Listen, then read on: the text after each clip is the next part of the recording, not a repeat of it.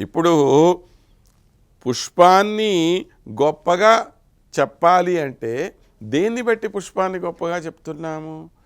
దానిలో ఉండే వాసనని బట్టి కదా ఆ పుష్పం ఇంత గొప్పదిగా ఉన్నది అని మనం చెప్తున్నాం. అంతేనా కాదా? ఓ మంచి పువ్వు అన్నాం అనుకోండి, ఏదైనా ఏది మంచి పువ్వు అండి? ఇంత పెద్దది ఉంటే మంచి పువ్వా, ఇంత చిన్నది ఉంటే మంచిది కాదా? దాన్ని బట్టే మనం పుష్పం పెద్ద మంచి చెడు అంటున్నామా? లేదు. పుష్పంలో ఉండేటువంటి సువాసనను బట్టి ఇది మంచి పుష్పం చెడు పుష్పం అంటున్నాం.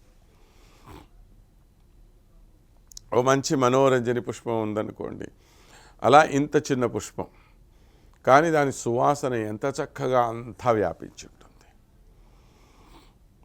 మరి చూడటానికి చాలా అందంగా ఉంటుందో బంతి పువ్వో కాగిత పువ్వో ఇంకోటో, దానిలో ఏ విధమైన సువాసన ఉండదు. దాన్ని మనం అంత పెద్దగా పట్టించుకోం. చూడటానికి అందంగా ఉన్నప్పటికీ కూడా భగవద్ అర్చనలో దాన్ని వాడం మనం. ఎందుకని? సువాసన లేని పుష్పం కనుక పుష్పానికి గొప్పదనం దేనివల్ల వస్తున్నది అంటే దానిలో ఉండే సువాసన వల్లనే వస్తున్నది. అది లేనప్పుడు దానికి ప్రాముఖ్యత లేదు. కనుక ప్రసూనం పుష్యంతీం పరిమళర్థమపి జగదిషు కశ్చిత్ ఏవంత్వాత్ ఏవం స్వదతే ఇతి. మరి ఈ పుష్పానికి ఈ వాసన దేనివల్ల వచ్చిందండి? దేనివల్ల వచ్చిందనేది కాకపోయినా ఈ పుష్పం అనేది లేకపోతే ఈ వాసనకి విలువేంటండి అనే ప్రశ్న కూడా వస్తుందిగా. అంటే పుష్పాన్ని ఆధారం చేసుకునే వాసన అనేది ఉందా? పుష్పం లేకపోయినా వాసన అనేది ఉందా? అంటే పుష్పాన్ని ఆధారం చేసుకునే వాసన. ఎవరు ఆ పుష్పము? భగవానుడు. ఎవరు ఈ వాసన?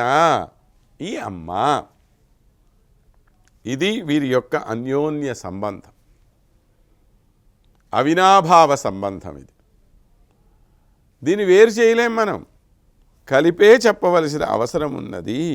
కాబట్టి నచకవయతే, ఎవరూ కూడా పుష్పాన్ని వేరుగా, పుష్పంలో ఉండేటువంటి సువాసనను వేరుగా విడివిడిగా వర్ణించరు కదా, కలిపే కదా వర్ణిస్తారు. ఎంత గొప్ప మహాకవులైనా సరే. ఏమండి, ఈ కావ్యంలో నేను పద్మాన్ని గురించి వర్ణించాను కానీ పద్మంలో ఉండే సువాసన గురించి చెప్పలేదు అంటాడా? లేదా ఒక అద్భుతమైనటువంటి మంచి మల్లెపువ్వు యొక్క పరిమళాన్ని గురించినే వర్ణిస్తున్నాను కానీ మంచి మల్లెపూలతో మనకి సంబంధం లేదండి, పువ్వు నాకు అక్కర్లేదు, ఆ పువ్వులో ఉండేటువంటి సుగంధం మాత్రమే నాకు చాలు అనేవాడు ఎవడన్నా ఉంటాడా? సాధ్యం కాదు కదా. అలాగనే పరమాత్మ విషయంలో, అమ్మవారి విషయంలో కూడా ఇద్దరినీ కలిపి ఆరాధన చేయటంలోనే విశేషం ఉన్నది, కానీ విడివిడిగా చేయటంలో ద్రోహం ఉన్నది అన్న విషయాన్ని మనకి ఇక్కడ స్పష్టంగా తెలియచేస్తూ మనకి చెప్తున్నటువంటి విషయాన్ని మనం బాగా గుర్తుంచుకోవలసిన అవసరం ఉన్నది. స్వామివారు అమ్మవారు ఇద్దరిలో ఏ విధమైనటువంటి భేదము లేదు, ఇద్దరూ ఒకటే అన్న విషయం మనం గుర్తుంచుకోనప్పుడు చాలా విపరీతమైన పరిణామాలు జరిగే అవకాశం ఉంది. ఇది కేవలము పైకి చెప్తున్నటువంటి మాట కాదు. కొన్ని సాంప్రదాయాలే నడిచేయి ఆ విధంగా. దాని యొక్క దుష్పరిణామాల్ని కూడా ప్రపంచం చూసింది. కనుక అటువంటి పరిస్థితి మనము ఎప్పుడూ కూడా రానిచ్చుకోకూడదు. ఎప్పుడూ కూడా మనం ఏ విధంగా ఉండాలి అనంటే పరమాత్మని అమ్మవారిని ఇద్దరిని కలిపే ఆరాధన చేసుకోవాలి. ఏమండి, ఈరోజు మాకేదో వరలక్ష్మి వ్రతం కాబట్టి అమ్మవారినే మేము ఆరాధిస్తామంటే ఆ అమ్మవారి అంతరంగంలో ఉన్నటువంటి స్వామివారిని కూడా నువ్వు ఆరాధిస్తున్నావు అన్న విషయం మనసులో పెట్టుకోవాలి. ముందు నీ మనసులో భావాన్ని కదా పరమాత్మ గ్రహిస్తాడు. కాబట్టి ఆ భావంలో ఆ పరమేశ్వరుడు ఉండాలి. ఉన్నప్పుడే అమ్మవారిని నువ్వు ఆరాధించిన దాని యొక్క ఫలితం కలుగుతుంది, లేకపోతే కలగదు. ఈ విషయాన్ని మనం బాగా దృష్టిలో పెట్టుకొని లక్ష్మీదేవిని ఆరాధించేటప్పుడు పరమాత్మని మనం ఆరాధించవలసిన అవసరం ఉన్నది అని తెలుసుకొని,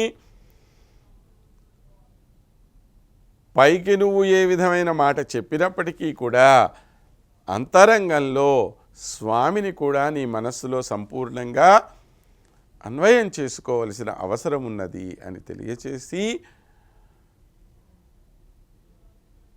ఆ మిథునం అంటే లక్ష్మీనారాయణుల యొక్క సమాగమం ఏదైతే ఉన్నదో, వారిద్దరి యొక్క కలయిక ఏదైతే ఉన్నదో, దానికి మనము మహత్వాన్ని, గొప్పదనాన్ని ఇచ్చుకుంటూ లక్ష్మీదేవిని ఆరాధించుకోండి, ఇబ్బంది లేదు.